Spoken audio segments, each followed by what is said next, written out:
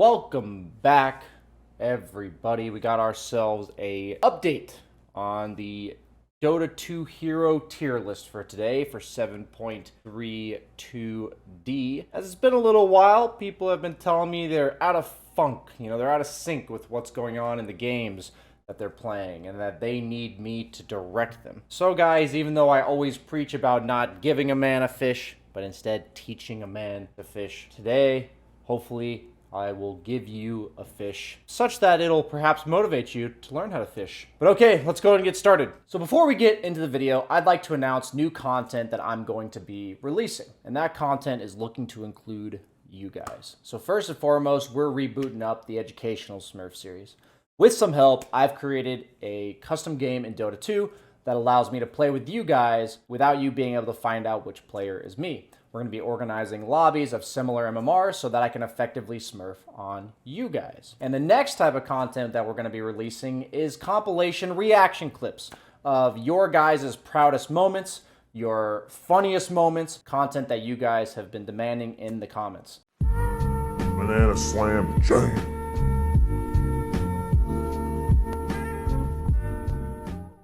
We'll just go rapid fire. And I'll talk about heroes that I believe are very relevant to the meta, and talk about the kind of guidelines that I believe dictate this current meta. So right before we get started, I want to say, even though they changed a decent amount of heroes in the game, they tweaked them a little bit, they didn't change the game. Once again, nothing about the map or the overall, gold rules or anything like that was changed. So what that means is that the heroes that got nerfed from last patch during TI, we need to look for heroes that fill that void that these heroes left.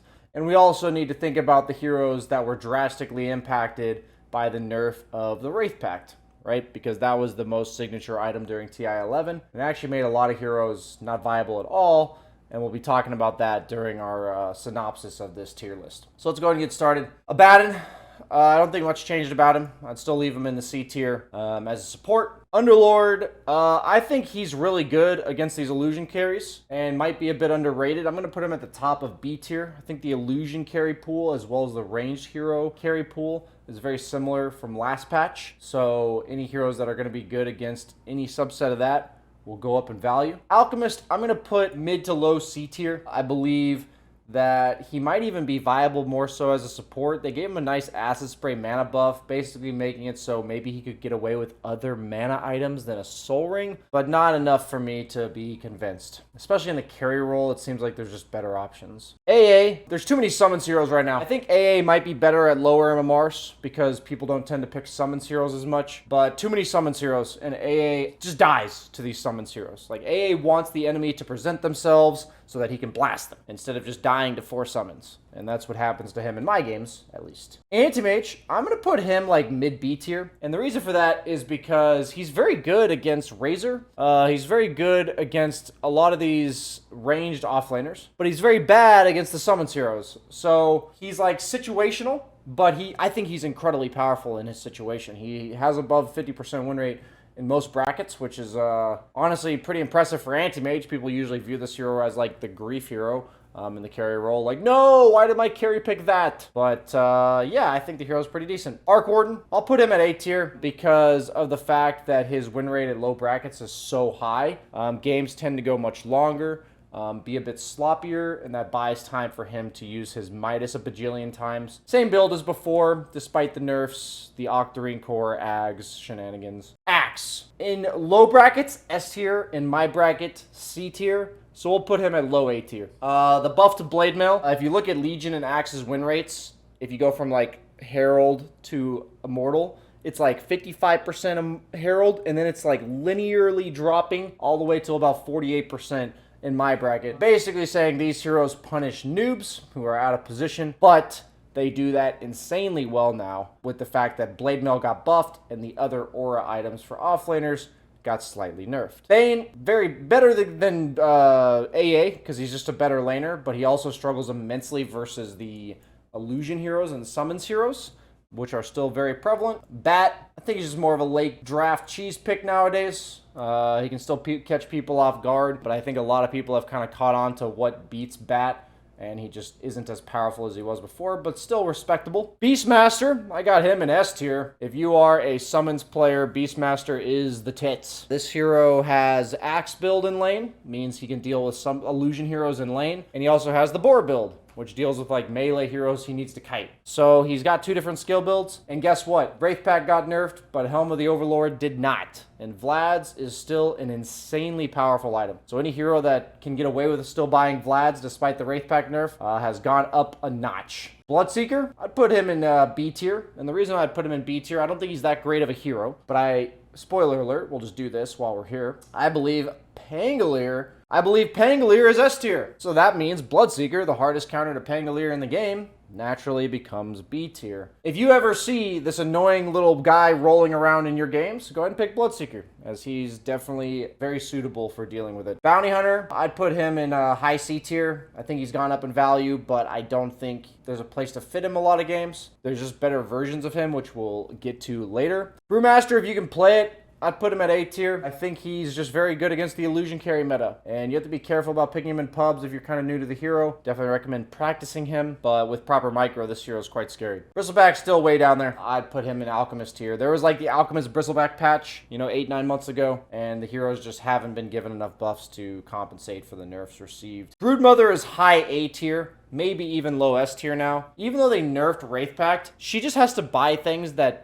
prevent the opponent from killing your Wraithpact, or from killing your spiders. So if the opponent's killing your spiders with physical damage, like Bristleback or Kunkka, then yeah, you still go Wraithpact. If the opponent's killing your spiders with AoE magic damage, then you buy a pipe, first item. Broodmother still takes over an entire half of the map. She just has to be a little bit more... She doesn't just cookie cutter follow the same build every single game. Centaur, C tier. He's just not that great against all the summons heroes, and he is good. Actually, I'd put him in low B tier because he is good against all the ranged carries. He's really good at closing the gap for him and his entire team on the likes of Drow, Sniper, Clinks. But his laning stage against them is a little bit tough. CK, I think, is a bit underrated. As an illusion hero, he's probably the weakest, but I think he still fits that mold of an illusion hero. So, normally I'd say people play him the amount that he'd be like D tier, but we'll put him at C. Shen, one of the weaker summons heroes, if not the weakest, put him in C. Clinks, S tier at low brackets, C or D tier at my bracket. If you look at the win rates, I still feel the same way. He's similar to Arc Warden, relies on chaos. I'll put him at low A tier. CM got nerfed a decent amount. We'll put her at top of B tier, still a decent support if you're not sure what else to pick. Darkseer, I'm putting this like whole section of people that are good against the meta right here. Darkseer, Bloodseeker. Darkseer is insanely good against all the illusion heroes. So if you're having problems with PL, Naga, Terrorblade, even heroes that buy Manta style and create illusions like Medusa, he's just insanely good against these heroes. So that's where he falls into the meta. Dark Willow seems like a relevant buff that she received. We'll put her probably like low B. Dawn, I would put up in the A tier. I think she's just versatile once again. I think she can be 3, 4, or 5, even potentially 1. And she doesn't need Wraithpact. So she builds a lot of these survivability aura items for her team, or she can go the damage route. I do think she's more of a utility hero now than in the past with the nerfs that she received a couple patches ago. Dazzle, put him C tier. Consider him against illusion heroes if you're dealing with them because of his shard, but I don't think he's the lane dominator that he needed to be in the past. A lot of the heroes right now don't struggle with poison touch. I'd put Death Prophet at like bottom of B tier. She's just kind of like the reject ranged offlaner right now. Like she's pretty good. When I say reject, I'm saying she's just not the best. Disruptor, I'd put him at probably low A tier as a support. Feels like a really powerful laner. Provides stuns when there's a lot of ranged offlaners that are popular right now. Summons and ranged offlaners that don't really have stuns other than Beastmaster. So what that means is you need to make up for that in your supports. Disruptor does great there. Doom, S tier. He got buffed, even though 33 won TI with this hero getting first ban against him. I think he was kind of flying under the radar last patch, and he was a bit masked by the Wraithpact builders. So let's go and throw him back in there. DK, I would put him like D tier. I hardly ever see DK. Drow, mid S tier, or mid A tier, I mean. Just a solid carry. All the range carries feel very strong to me. We'll just put them all together, to be honest. I think they're all about the same power. Sniper. I think a weaker version of it would be Medusa, but still like worth considering if you have these summons offlaners. Basically, if you have a summons offlaner that buys a Vlad's, all these ranged heroes go way up in value. We also still have to worry about heroes like Lesh, so I think Lina fits this description of like carry slash mid laner that does range damage. They're all up in this category. Earthshaker. So we have a Marcy Void that has to be filled, right? Marcy was the most destructive roaming 4 position. So I think Earthshaker is like a solid B tier because there's better options. But like, let's think about the roaming 4 position, right? I'd put Earthshaker probably actually like high C, Earth Spirit right around there. I would put Tusk and Tiny as my S tier roaming 4 heroes. I feel like I see these heroes all the time, and they are the closest thing that you're going to get to a Marcy. Reliable gap close early, positional displacement early, and now that Marcy kind of got gutted, you know, we're going to put her at like C tier. Just not the same hero that she used to be. Now that I think about it, I feel like I should just be playing, or like get one hero of a certain type and then just do all the same heroes of a certain type. So let's try that out actually. So Elder Titan, melee support, not really going to group him anywhere, kind of mediocre. Now we got the spirits. I believe all the spirits got buffed this patch because of the Wraith Pact nerf. Most of the spirits have a flat amount of damage that they could do, and if once they run out of that damage, they run out of gas in the tank. And Wraith Pact kind of screwed them, right? Ember was the one spirit that can kind of like play the poke game where he doesn't have to hard commit initially. So he was always better than the other 2 spirits last patch. But I believe Ember is the best spirit. Storm is somewhere around here. Maybe even like high C tier. And then I think Void Spirit is going to be making a sick comeback. I'll put him like right under Ember Spirit. Void Spirit was very heavily blocked, cut by the Wraith Pact, because he goes in, throws 4 spells out, and then he's out of damage. And now that's not nearly as big of a problem. We should put like Enchantress Chen in the same category, these summon supports. I would say Enchantress is better than Chen, but not by much. Enigma, I think, has received an adequate amount of nerfs to his kit that will put him at like mid B. Void, we'll put him at like high C, low B. Nature's Prophet, I'm gonna put him all the way up here. Ranged damage dealer, can be played offlane and carry. Maybe not for you guys in your pubs, but offlane. In competitive, I think he's very strong. Grimstroke, still like nothing changed about this hero. Nothing changed about this hero. This hero definitely fits the ranged Mirana mold. I'd put her like here with Mirana being a better version of her. A ton of Mirana still being played in my bracket. Willow's kind of the same category. These like ranged, annoying poking fours. I'd put Mirana as the best, then Hoodwink, then Willow. Huskar, still a cheese pick. His combos like Dazzle aren't very great either. But I think Huskar probably like low B, just because if he finds the right game where you pick him later on in the draft, it's kind of a free win. Invoker, I'd put him low B. Jakiro, really good against all these summons offlaners as a 5. I think he's like the new CM. He's just a very reliable, dominating lane support that's generally good against illusions and summons. Jug, you can still pick him if you find him to be a comfort zone hero, but I think he's just not old reliable as he always has been. Coddle, very weak hero. Kunkka, I'd put C tier at best. He kind of deals with summons heroes. Consider him strongly against Lycan. He's really good at catching Lycan and dealing with his army. Legion Commander, same as Axe. Put her about right up here. Her win rate's the same thing. Really high at low MMR brackets, about 50% at mine. Leshrac, worth considering, but he's no longer S tier. He's still a strong hero.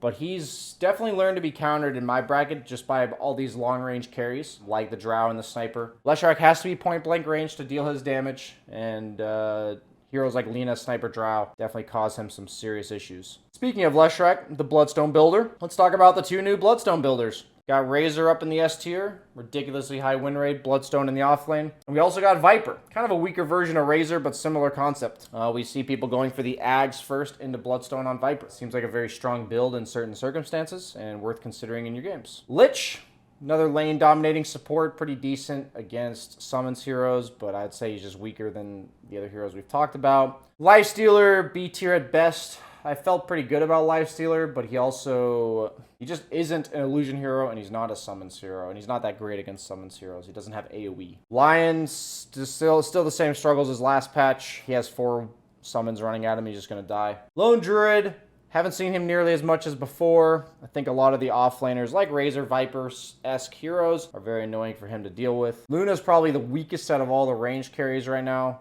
at least the ranged flash farmers. Lycan, low S tier. Very high win rate in all brackets. Very hard to deal with. Builds Helm of the Overlord. Speaking of counters to Lycan, we got Naga in S tier. I still think Naga is probably the best carry in the game. All reliable as long as you can play it. The nerf to Lesh even made her better. You can go the Manta Orchid build, or you can go the Yasha Radiance build, both of which offer you 2 separate game plans that I think cover most of her good or bad matchups. Magnus, mediocre at best. Mars, very good against the ranged carries, and that's about it, just to lock them in arena and make it so they can't deal damage. Meatbow down here. Monkey King, not an impressive hero, to be honest. Morphling got nerfed, gutted pretty hard, in my opinion. Still viable, but C tier at best. Probably better than Jug, so I had to put him there. Probably better than Luna as well. Necrophos, I would put him low C. This hero got buffed, and his win rate in pubs is still approximately 50%. And Necro is a hero that is traditionally very good in pubs. His win rate's usually very high, and it's just not very high. SF, range damage dealer that I forgot to mention in here. I think he's also very strong mid or safe lane. Night Stalker, B tier, good against the spirits and Puck and the likes of these heroes if they're picked against you. So we talked about the spirits. I put like Puck and Quap in a similar category. I'd put Puck probably B tier, Quap high C tier for these mobile mid laners. Invisible supports. You know, we had the Bounty Hunter earlier.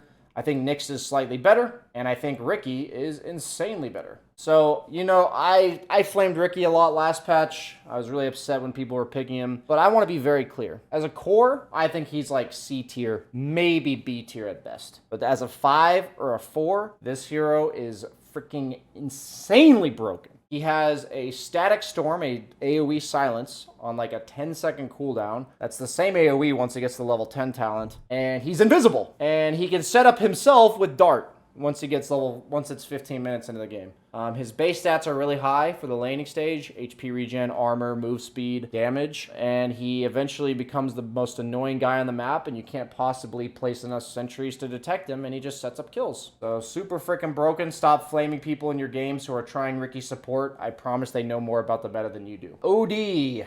I'd put him at like C tier. Very situationally strong. He's probably a bit stronger than that then. He's pretty strong when he's strong. Ogre, there's just better supports, I'd say. Omni Knight, better supports, but he's better than Ogre as a melee hero. Oracle as a save hero, below Omni Knight.